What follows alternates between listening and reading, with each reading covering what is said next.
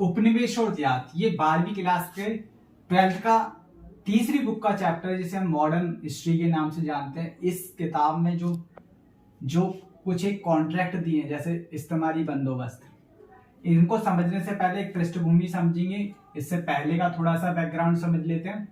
मुगल साम्राज्य जो 1526 में अपने आप को स्टैब्लिश कर लेता है, पहली पानीपत के युद्ध के बाद। इन सभी शासकों में, मुगलों में बाबर, हुमायूं, अकबर, जहांगीर, शाहजहां, औरंगजेब, बहादुर शाह जफर द्वितीय फर्स्ट, ये सभी बहुत महत्वपूर्ण रहे। लेकिन जो शुरू के शासक हैं वो क्या है, ज्यादा महत्वपूर्ण थे। जैसे जैसे आगे बढ़ती रही कहानी, ये शासक कमजोर पड़ते रहे। जो अंतिम शासक है मुगल साम्राज्य में जो मजबूत था, वो औरंगजेब ही है। औरंगजेब की मृत्यु के बाद जो 1707 में हो जाती है, शासन क्या हो, उसकी इसकी केंद्र पकड़ मजबूत से कमजोर हो जाती है। मतलब इसका केंद्र नेतृत्व, मुगल साम्राज्य का केंद्र नेतृत्व कमजोर हो जाता है। और इसमें जो क्षेत्रीय इकाई जो मुगल साम्राज्य के अंडर में थी, वो क्या होती है, अपने आप को स्वतंत्र कर लेती हैं, जैसे हैदराबाद, बंगाल और अवध।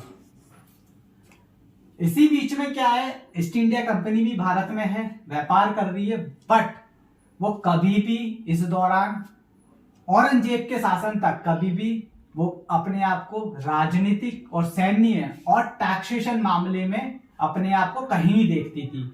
लेकिन जैसे इसकी मृत्यु हो जाती है और मुगल साम्राज्य कमजोर पड़ता हुआ दिखाई देता है, उसी मौके का फायदा उठाते हुए ईस्ट इंडिया कंपनी बंगाल, जो उस समय माना जाता है कि बहुत ही एक इकोनॉमिक एक्टिविटी या कहें एक भारत का केंद्र, उस पे अपनी पकड़ मजबूत करती है। ये पकड़ कैसे मजबूत करती है, बंगाल मुर्शिद खां के नेतृत्व में अपने आप को फ्री कर लेता है। हालांकि वो मुगल साम्राज्य का पार्ट रहता है, लेकिन मुगल साम्राज्य की कोई बात नहीं मानता, क्योंकि इसके आने वाले जो शासक थे इनके बाद, अलीवर्दी खान ने जो नजराना होता है, बंगाल से जो नजराना जाना होता है दिल्ली, मतलब केंद्र सत्ता को, वो मुगल साम्राज्य को कह दिया था बाय बाय टाटा, मतलब देना बंद कर दिया था। तो इस तरीके से अपने आप को स्वतंत्र घोषित कर लिया था इन्होंने। ईस्ट इंडिया कंपनी, अलीवर्दी खां के बाद सिराजुद्दौला आते हैं और उन्होंने के साथ ईस्ट इंडिया कंपनी का एक युद्ध होता है, जिसे हम 1756 का प्लासी युद्ध कहते हैं। प्लासी बेसिकली बिहार में एक जगह है जहां पे युद्ध लड़ा गया था। पहले के समय पे बिहार बंगाल एक ही था, इसलिए मैं बिहार की बात कर रहा हूं। तो इसी युद्ध में ईस्ट इंडिया कंपनी विजयी होती है।